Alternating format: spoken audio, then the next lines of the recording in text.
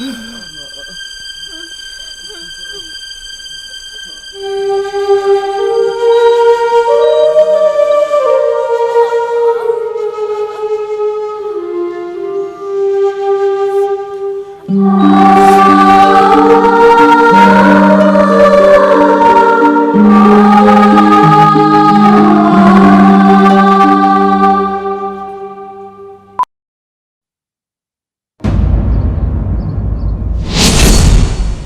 ये अटैक किसने किया? आपको क्या लगता है इस घटना के पीछे किसका हाथ है? ये कोई आपसी रंजिश है क्या? जवाब दीजिए सर।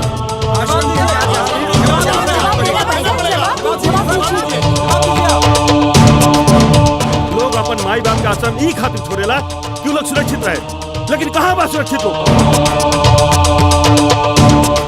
अगर हमनी के माई बाप के कुछ हो जाई तो ओकर जिम्मेदार के होई? बस आप लोग खुद जिम्मेदार बानी अपने माँ बाप के जख्म के। कैसे किलो लोग खुद लिया के आश्रम छोड़ ले रहनी। जब वो लोग ठीक रहे तो एको बेर भेंट करे काहे ना नी लो। हमनी के सबसे बड़ा परेशानी ई बा जब बाप माई ठीक रहेला ना तो केहू चिंता ना करे, लेकिन जब वो लोग के कुछ हो जाला तो दिमाग के बत्ती जल जाला। वो लोग पर प्यार उमड़ेला। उहे प्यार तब कहे ना उमड़ेला जब माई बाप के साथे रही ले रुआ सभे। अजब विरमना बे दुनिया के। जिंदा रहेला ना त केहू लोग के कीमत ना समझेला। जब स्वर्ग सिधार जाला त काम कजिया में बहुत सारा पैसा खर्चा होला। 200 तकिया, रजाई, गद्दा, पलंग, अलमारी तकले दुनिया दान करेला। यहाँ तकले कि 50 प्रकार के भोजन बना के हित नाता रिश्तेदार गांव जवार सबके खियावल जाला। जब आप सब अपने बेटा बेटी के हॉस्टल भेजी ले तो कनी के एक बार बुलाई ले, घरे लेके आई लेना। लेकिन माई बाप के साथ कहा करी ले, अपने आत्मा से पूछी लो। माई बाप दुख तकलीफ उठा के हमनी के पालेला पोसेला बड़ा करेला। लेकिन हमनी के जब सियान हो जाइए सब तो वह माई बाप बोझ हो जाला। वो लोग के साथे रहे में परेशानी होला। वो लोग के अच्छा बात भी हमनी सबके बुरा लगेला। छोटी छोटी बात खातिर लड़ाई होला, झगड़ा होला। और एक दिन ऐसा न आवेला कि हमनी के अपने माँ बाप के ही घर से निकाल दिले जा। का बताई, एगो माई जब अपना बेटा के पैदा करे लेना तब कबू सुंदरता के मोह ना करे हो।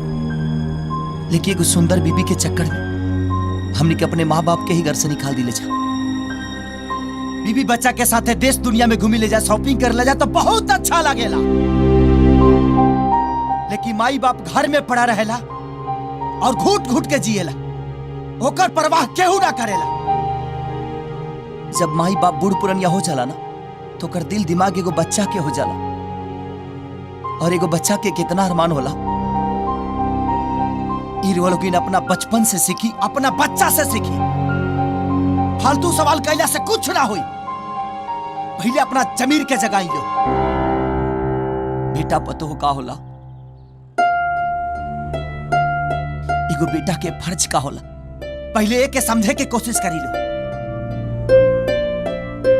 किसी ने ठीक ही कहा है, मां की दुआ कभी टाली नहीं जाती, मां की बद्दुआ कभी खाली नहीं जाती।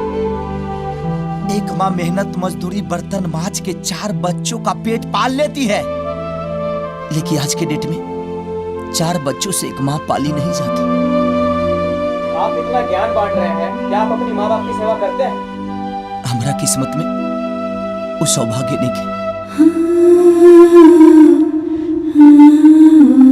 हम अनाथ बानी।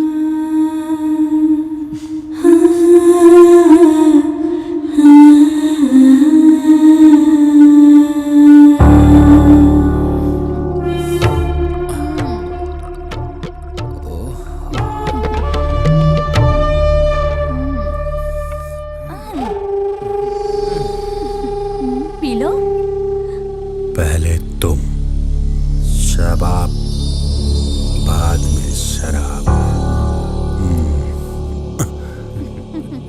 ये शराब से ज्यादा नशा तोहरा में पा। भैया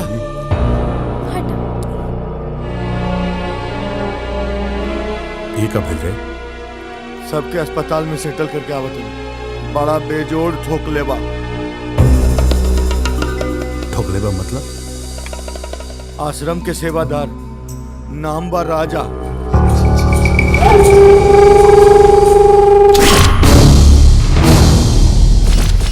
ये हा राजा। ई लौंडियाबाजी के सीन देख के समझ में आ गई कि देवता समन बाप के राक्षस बेटा ते ही ऐ, भैया से इज्जत से बात करा। है। जड़ा करा जाए बैठा एकरा मुंह पर थूक के जाइया। ए, ढेर मत बोल, ना तो हमरा से भूतमजी करे के अंजाम तोरा शायद पता नहीं के। हम सिर्फ इतने जाना तानी कि तोरा मौत के अंजाम बहुत बुरा होके वाला बा। ते दारू ना अपने बाप के खून पियता है। ते बेटा ना घिनौना पाप पड़े जे पर पट्टी खाती अपने बाप के बेमौत मारल चाहता रे। कबो दिल से सोचले बड़े कि तोर बाप तोरा के पर पट्टी काहे निखन देहल चाहत?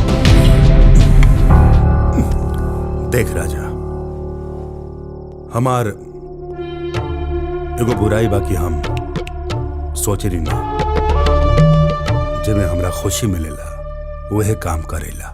जवना खुशी के समंदर में बड़े बड़े राजा महाराजा के रजवाड़ा तक ले डूब गए, ओमे तोर परपट्टी बुझबुझी तक ले ना छोड़े। ते दाना दाना खाती मोहताज हो जाई और मंगला पफीक तक ले ना मिले। और ये बात तोर बाबूजी अच्छी तरह से जाना था। उकरा भावना के समझे के कोशिश कर, उकरा प्यार के महसूस कर। ऊ नेखन चाहत कि उनकर बेटा भीख मांगे, दर दर के ठोकर खाओ। माई बाप चाहे जैसे भी होके, लेकिन वो अपने औलाद के हमेशा खुशी चाहेला।